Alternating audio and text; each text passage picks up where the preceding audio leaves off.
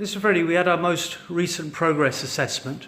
What have we noticed so far, the changes in your body? What have you noticed? Well, after seeing this picture, I think there is a great improvement on my shoulder, which I was walking like, little tilt on right hand side. Yeah. Now it is straight. The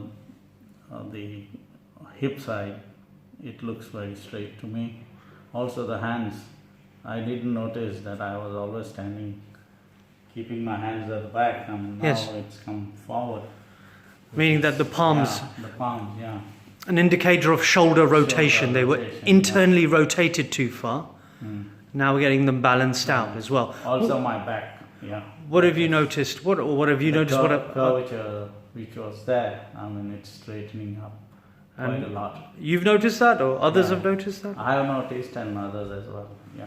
Excellent, So excellent. which is a good sign, yeah. Excellent. Thanks. Good. Step by step. And Yeah. the exercises, the routines, keep up with those. It's a step-by-step process to open up the joint, get freedom of movement and take pressure off the nerves, get you structurally in a more sound position. Excellent. Doing well. Thanks.